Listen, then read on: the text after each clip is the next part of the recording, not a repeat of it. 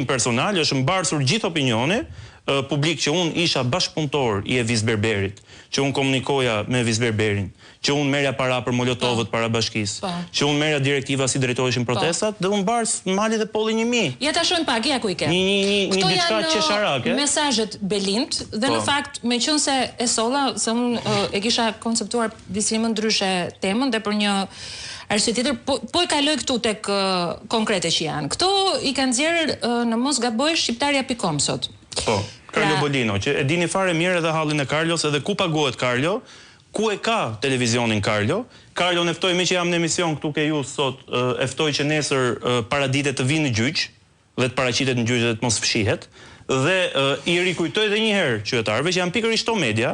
Kjo media e ngritur mbi një truall, i cili është falur nga familja Begea dhe jo vetëm, dhe familje tjera tiranëse, qytetarëve të Tiranës për të ndërtuar një shkollë aty, për njësinë 7, për 70.000 banorë që nuk e kanë një shkollë, dhe këtë truall ta merr Edi Rama, masi vjen pushtet, me €1 ja jep Leçanit me qira, dhe me parat që i jep përmes tenderave, përmes akshit, oborrit tij privat të milionave të eurove dhe korrupsionit, sigurisht ushqen këtë media për të patur këtë propagandë për të goditur në mënyrë të përditshme çdo që denoncon korrupsionin në vend. Këto e thua për mbasi të them dhe një detaj tjetër për t'ia kujtuar qytetarëve që të bëhet ky televizioni janë dhënë dhe ja €2 milionë nga parat tona, si qytetar nga taksat tona, për të shpronsuar pronarët aty, që ta kuptojmë. Pra, shpronsohen pronarët me paratë e qytetarëve dhe jepet me €1. Unë do ta ndalim ke lajmi. Patjetër ndalemi dhe ke lajmi, dhe ke brendësia e lajmit, patjetër. Ndalemi ke lajmi. Domethënë në këtë rast po themi nuk ka rëndësi kush e thot, por çfarë po thot. Patjetër, çfarë po thon, patjetër. Ashtu. Dhe janë komunikime që përkasin datave 19 dhe 21 maj të vitit 2020, janë siguruar nga screenshotet të zbuluara, thuhet në artikullin shqiptare.com, në telefonat e drejtorëve nën varësi të Ministrisë së Infrastrukturës dhe Energjisë sekuestruar në kuadër të hetimit ndaj ministres Belinda Balluku. Dhe çfarë vjet është një shkëmbim mes Belind Kolliçit dhe një personazhi tjetër, Arbër Avrami. Po, çun lagje imi, shok tenisi, që kur kemi qenë fëmijë, që dhe në mos gaboj, nëse ajo qëndron është periudha e pandemisë. Dhe në fakt është 2 ditë pasi unë jam arrestuar teksa protestoja në shëmbjen e teatrit kombëtar. Thuhet në artikull, por ka dhe një gjë, nëse takon datave 19 dhe 21 maj bie që teatri ishte shëmbur pra. Po, 2 ditë në mos gaboj pas shëmbjes teatrit kombëtar, unë se kuptoj për çfarë lidhet me protestat. Dhe mesazhet janë vetëm këto, sepse nuk ka kokë, pra unë nuk e dalloj dot kujt grupi, çfarë është ky grup. Nuk e di pra dhe janë, nuk e kam iden. Duhet të qenë një grup çunash lagje pa lidhje fare me as aktualitet politik, as me zhvillime politike, as një gjë, siç mund kemi. Pasi që mund të lush edhe periudhë pandemie, mund të koordinoj edhe me hy online, me lut tavull apo me lut me letra. Pra është qesharake. Mund të marrësh edhe ca protestues të intet dhe të na bashkoheni. Thot ky mesazh që ka dërguar Arbër Avrami, domethënë ti s'ma bën dhënë të inten dhe ai të thot, mund të marrësh ca protestues të intet dhe të na bashkoheni. Dhe ajo s'ka asnjë lidhje, ka qenë mesazh nuk e di tash ka 5 vite që ka kaluar. Në këtë ditë. Jo, në datë 19 un kam dalë nga komisariati të nesërmen, se kam dalë në datë 18, kam qenë i arrestuar, por është kaq qesharake sa 1 minutë të them thelbin. Pra, ka 6 muaj që thohet që un kam qenë në komunikime permanente me Evis Berberin. Ka 6 muaj që thuhet që un kërkoja para dhe merja para për Molotovët.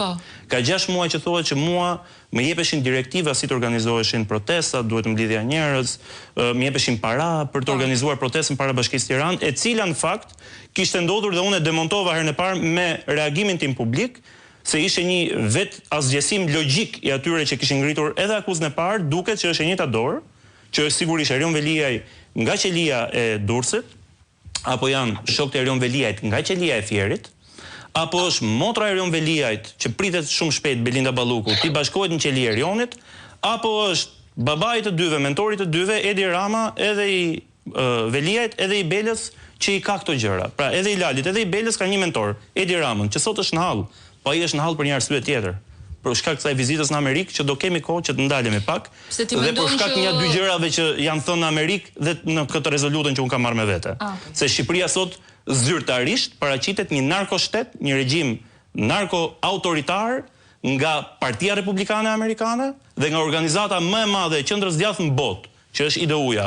Këtu është halli i vërtet që ta kuptojmë. Por e gjithë kjo tentativë e 2020-s, që s'ka asnjë lidhje, as komunikim për as edhe një detaj në raport, qoftë me protesta, qoftë me organizimet zero. Jam vetëm 2 fjali të dala. Unë nuk e di. S'ka asnjë gjë dhe është absurde dhe është një goditje. Do të gjithë komunikimin fakt. Unë do të thoja për hir të transparencës, çdo që disponon apo që mendon se ka komunikime apo që gjen qoftë një presjetimen me Evis Berberin, a me këdo zyrtar të shteti që më implikon mua në një çështje politike, ta nxjerrin, ta bëjmë publike.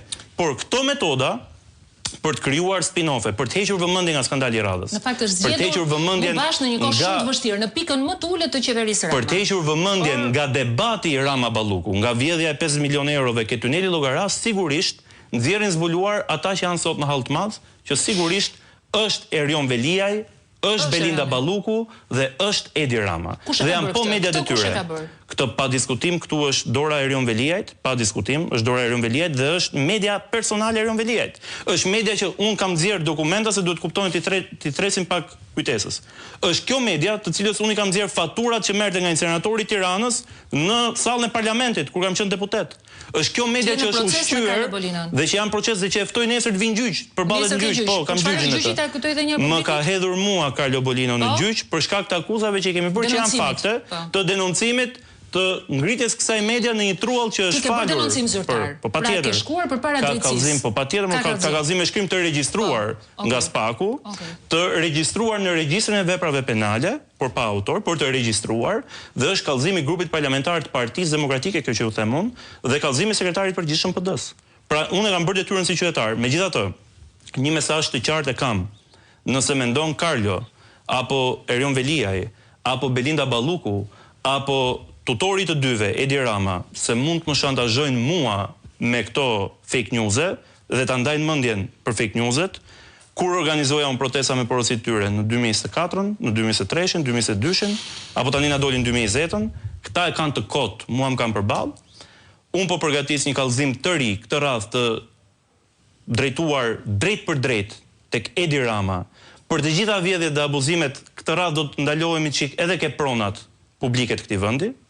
Por e gjithë betejë ime, kallëzimi i ri që në momentin që do ta depozitoj, do vi këtu dhe do ja u paraqes edhe juve. Por nëse mendojnë që dhe këto zëra që dalin me fakte, me prova, me dokumenta dhe i faktojnë 4 cipërisht qytetarëve vjedhjen që i ndodh për ditë taksave tyre, do mundohen t'i shantazhojnë me këto forma, përkundrazi më motivojnë.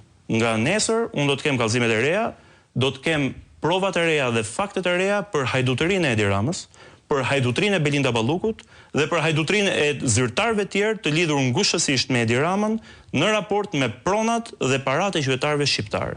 Unë këtë detyrë kam, këtë zanat kam zgjedhur të bëj në jetën time, e marr parasysh që këto sulme tilla do të vinë, por nuk më stepen as pak. Pastaj, mendjet e tyre të smura, që mund të prodhojnë spin-offe të tilla, fake news të tilla, që mundet të hedhin balt në mënyrë të përditshme ndaj kujdo që ngre zërin, unë i kam marrë parasysh këto, pushka top, mua vetëm që mund të thonë kemi të tjera mesazhe që do të publikojmë. Uroj të nxjerrin të gjitha çfarë kanë, të gjitha. E mira është të dalit çdo mesazh i imi, çdo komunikimi imi, sepse transparenca vetëm i shërben këtij procesi. Por nga ana tjetër, sigurisht